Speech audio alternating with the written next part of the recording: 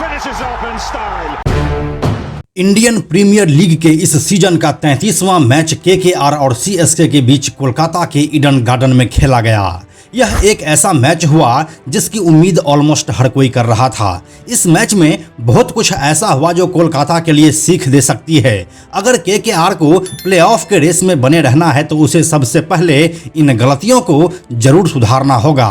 वहीं Chennai super Kings ने एक बार फिर से बता दिया कि वह इस टूर्नामेंट की सबसे सफल टीम क्यों है। क्या कुछ हुआ इस मैच में, आइए आपको बताते हैं आज के इस आईपीएल मैच हाइलाइट्स में।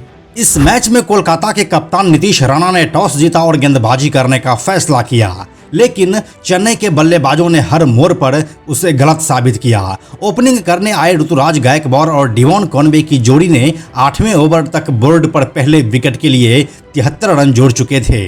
गायकवाड़ के 35 रन बनाकर आउट हो जाने के बाद अजिंक्य रहाणे बल्लेबाजी करने के लिए उतरे और वह एक अलग ही फॉर्म में दिखे। जब तक केकेआर के गेंदबाज कुछ समझ पाते तब तक अजिंक्य रहाणे उनकी धुनाई कर चुके थे।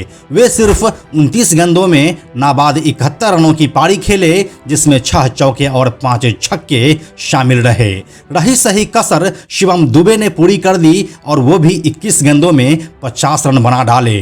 फाइनली चेन्नई सुपर किंग्स की इनिंग 4 विकेट के नुकसान पर 235 पर खत्म हुई। केकेआर के लिए 2 विकेट कुलवंत खजरोलिया को मिला, वहीं एक विकेट वरुण चक्रवर्ती और सुयश शर्मा को मिला।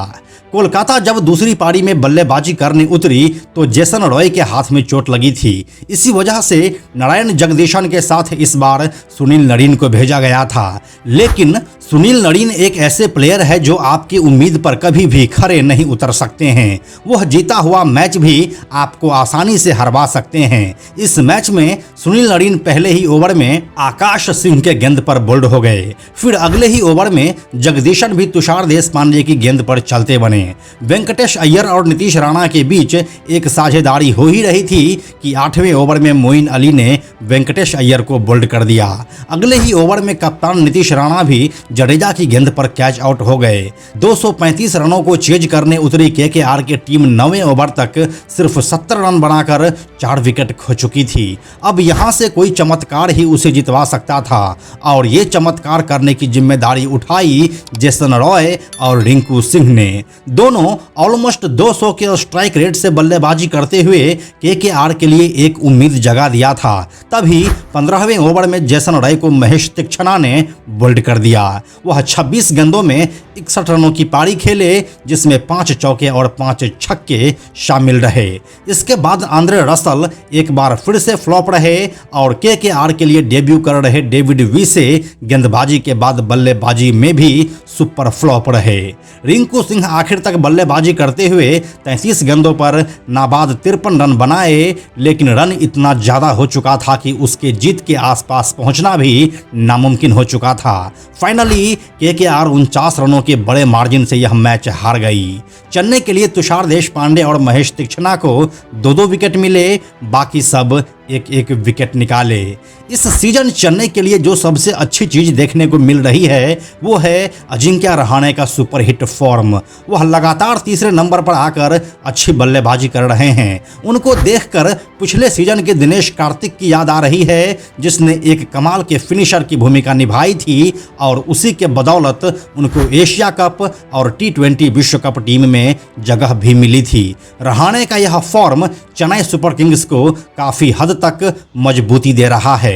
वहीं अगर दूसरी ओर कोलकाता की बात करें तो यह टीम खराब कप्तानी से बुरी तरह घिर चुकी है। अगर आप लाइनअप को देखें तो इस टीम में एक भी ऐसा बल्लेबाज नहीं है जो सिंगल हैंडेडली मैच को बना सके, ना ही बल्लेबाजी में और ना ही गेंदबाजी में। केकेआर ने इस सीजन अनुभवहीन खिलाड़ियों की पूरी फौज तैयार की है। ओपनिंग से लेकर मिडिल ऑर्डर तक कोई भी बल्लेबाज ऐसा नहीं है जो मैच को बना सके। केकेआर को काफी हद तक वन मैन शो पर डिपेंड रहना पड़ा है, चाहे वह शार्दुल ठाकुर हो, रिंकू सिंह या फिर वेंकटेश अय्यर।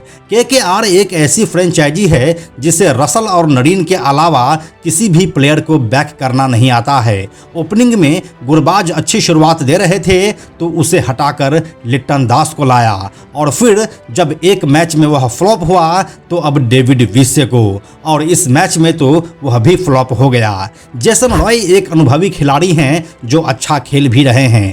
केकेआर अगर ओपनिंग स्पॉट में उनको फिक्स कर दें तो आगे शायद रिजल्ट कुछ अच्छा आ सकता है। सुनील नरीन से हर मामले में शार्दुल ठाकुर बेहतर हैं। वह एक मैच विनर होने के बावजूद भी टीम से बाहर बैठे हैं। अगर केकेआर धड़ल्ले से अपने प्लेइंग 11 में बदलाव करना नहीं छोड़ेगी तो निश्चित रूप से यह टीम नीचे से टॉप कर जाएगी, इसमें कोई संदेह नहीं है। अगर आप भी अजिंक्य रहाणे के इस नए फॉर्म को भरपूर एंजॉय कर रहे हैं तो हमें कमेंट में लिखकर बताइए। यह वीडियो अगर आपको अच्छी लगी है तो इसे लाइक और शेयर भी कीजिए। बाकी आने वाले मैचेस के ऐसे ही हाइलाइट्स को देखने के लिए बेजोर क्रिकेट के इस चैनल को सब्सक्राइब करके घंटी के बटन को जरूर ऑन कर लीजिए। Thank you so much.